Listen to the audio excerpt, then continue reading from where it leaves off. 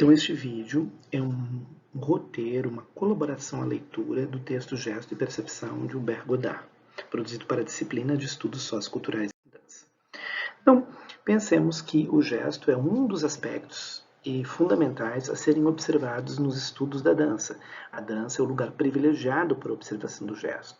O gesto nos permite uma percepção global, né, do corpo, tanto por quem realiza o gesto, mas também pelo seu observador. Então há uma ideia de percepção holística do corpo a partir da percepção gestual.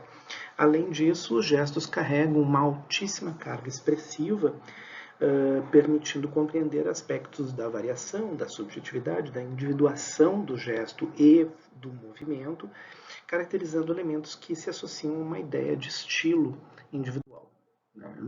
Existem duas abordagens do gesto, uma externalista voltada para aspectos sociais, históricos, culturais, políticos, estéticos, e uma abordagem internalista que procura observar as dinâmicas da produção do gesto na maneira como as pessoas produzem ou operam eles, né, na antecipação do movimento, na maneira como as pessoas interpretam, né, todas essas cargas e revelam então esse momento que a gente chama de pré-movimento, movimento na gestualidade. Isso, então, é a linguagem não consciente postural, né? A posição gestual, a posição do corpo, né? Que revela essa zona, né? Esse intervalo, né? Que é o que dá sentido à géstica e à gestualidade entre um elemento chamado pré-movimento e o movimento. Né? Um pré-movimento, que é a postura, que é a atitude, que é aquilo que antecede a movimentação, mas que já dá um quadro, né, gestual da carga expressiva que vai ser colocada em jogo na tensão que promove a movimentação. Né? Então, toda essa tensão que está ali é isso que é fundamental. Nesse momento, então, é passível de se perceber uma articulação entre o afetual e o mecânico do corpo, entre a história coletiva e individual e a maneira como uma pessoa produz a sua própria biografia, né, corporal, né, uma memória do corpo, uma consciência do corpo. Então, esse momento gestual, ele é fundamental para perceber essa intensidade das qualidades. Né? Então, aqui duas concepções que estão presentes no texto: o movimento como fenômeno que descreve os deslocamentos estritos dos segmentos do corpo no espaço, a máquina de produzir o movimento, né? E o gesto como a distância que existe entre movimento e esse fundo tônico gravitacional tensional do indivíduo, que é o pré-movimento, as cargas afetivas e projetivas, né, que vão lançar essa diferença expressiva, essa carga individual de cada um na hora de realizar o movimento. Né? Isso, então, estaria associado a uma outra concepção de graça. Eu remeto aí que vocês assistam os vídeos lá de antropologia da dança, especialmente falando do tema da graça, né, em Gregory Bateson. Aqui também o autor vai trazer um pouco essa perspectiva, né, pensando, né, nesse desejo de equilibração, né, que deve ser promovido, né, como um sentido dado ao movimento antes de ele iniciar, ou seja, ele está contido na pré-movimentação, né, que é também esse lugar, né, onde a gente vai descrever, vai poder perceber a carga expressiva gestual que vai ser colocada em jogo na movimentação. Essa organização, né, como eu falei, então ela conta da história individual, mas também envolve aspectos culturais, né? Então, tanto da biografia da espécie, como da biografia de um corpo e da biografia da história do indivíduo. Né? E se relaciona a vários sistemas e pode ser observado em vários sistemas, desde um sistema de notação como o do Laban, na história do balé, né, no cinema musical. Então aqui tem uma análise, né, que ele faz, né, dos gestos semelhantes, mas radicalmente diferentes em Fred Astaire e Gene Kelly, né? Então, como eles fazem a mesma dança, então eles põem em movimento uma mesma dança, mas a gestualidade e o pré-movimento em ambos, né, produzem estados afetivos, né, que são completamente distintos. Então a gente tem o mesmo conjunto de elementos, mas que resultam em coisas, em qualidades diferentes. Né? Aqui também, né, faz uma comparação entre duas formas de apresentação da expressividade, né, em Mary Wigman e Leni Riefenstahl, né, duas formas de utilizar, então, também aspectos da cultura, mas também da história individual, da história da biografia daqueles corpos, né, alguns vídeos, né, aqui, então, como isso, mais uma vez aqui da dança moderna. Também na Martha Graham, um outro exemplo, então alguns vídeos para vocês verem o que está dito no texto, para vocês relembrarem um pouquinho mais, né? E algumas questões históricas. Então, como essas tensões estéticas se acumulam, né, numa forma expressiva, né? Então, tensões sociais também estão ali contidas. Então, o gesto é um lugar relacional e dinâmico que revela aspectos expressivos, estéticos e aspectos sociais e culturais, né?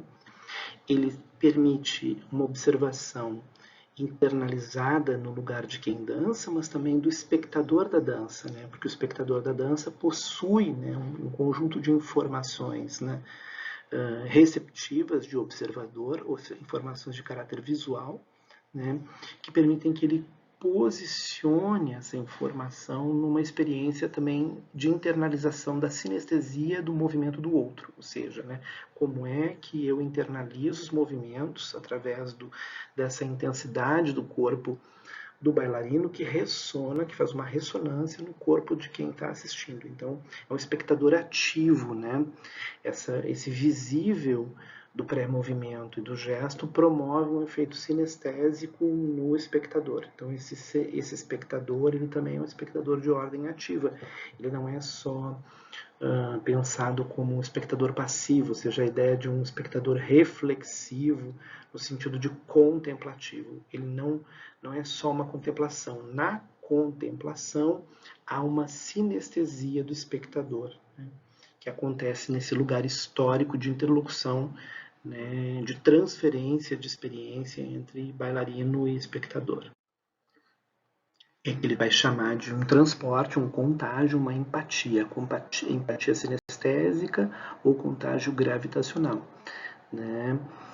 No corpo do bailarino, do dançarino, ocorre essa aventura, né, de partilhar um território do dançar, né, da maneira como esse corpo organiza o espaço, organiza as tensões espaciais, e o espectador é transportado via percepção para essas variações, né, do movimento, né, do bailarino em cena e da variação e da distância entre isso e a maneira como ele internaliza, né? Então, nesses termos, o Ber vai dizer que essa produção de sentido ela é um trabalho duplo, e o espectador, como espectador ativo, ele também produz sentido sobre o movimento do corpo do outro, né? Porque ele também faz uso ativo de aprendizagens corporais, os seus reflexos, a história do seu próprio corpo, a biografia do seu próprio corpo, né? Que recebe e percebe a movimentação dos outros corpos, né? Aqui também uma análise comparativa que ele faz, né, entre Cunningham e Trisha Brown, né, duas maneiras de tratar do mesmo problema, que é o afastamento do conteúdo narrativo em dança, né, por um caminho e por outro, né? Então, um tentando realizar o signo estético e a produção de uma nova codificação estética, e a outra tentando ressaltar, né, um aspecto relacional, né, que não é de ruptura, mas é realmente de não ofertar nenhuma narratividade e não de produzir códigos novos, né? Então, aqui um pouquinho mais, né? Ele então vai dizer que o que está em jogo em Cunningham é a relação entre a figura, o espaço e o olhar, esse jogo que acontece no olhar do espectador, e o que está em jogo em Trisha Brown é justamente, né, criar uma dimensão que cria um bloco, né, um bloco de não afecção, né, ou seja, afecção emocional, né, eliminar esse circuito de empatia, né. Então, ao invés de produzir uma codificação figurativa pelo movimento do bailarino, como no Cunningham, agora eu vou produzir uma conexão com o fundo, né, da Gestalt, né, da obra, a experiência Gestalt, né, da obra da Trisha Brown é muito mais a relação com o fundo do que com a figura, né?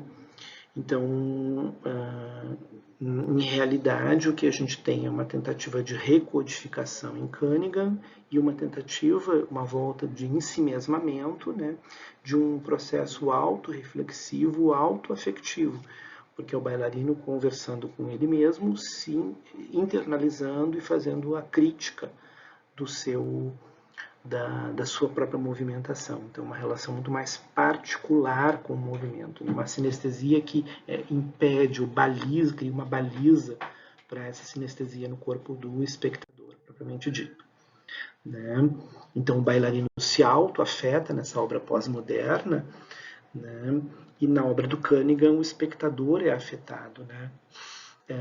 Não por simpatia, mas porque ele precisa fazer um uso pleno, né, e colocar em jogo toda uma percepção ativa, perspectiva, né, para poder interpretar essa nova codificação de dança proposta por ele. Né. Então, uma interpretação de caráter perceptivo, né, construtivo e desconstrutivo. Né. Então, um projeto bastante político, né, do Cunningham. E na Trisha Brown ele analisa o processo de autoafecção e a instalação de um espaço relacional do si mesmo, né? Saindo, né? Evocando, né? A necessidade, a exigência de uma reversão desse sensível, né? Dessa saturação de sensível da experiência do bailarino para emergir não um novo código, mas uma nova percepção consciente de si, uma outra forma de pensar o campo da política. E aqui alguns vídeos para vocês verem um pouquinho as obras diferentes, né, em termos de produção da obra de Cunningham e de Brown. Né.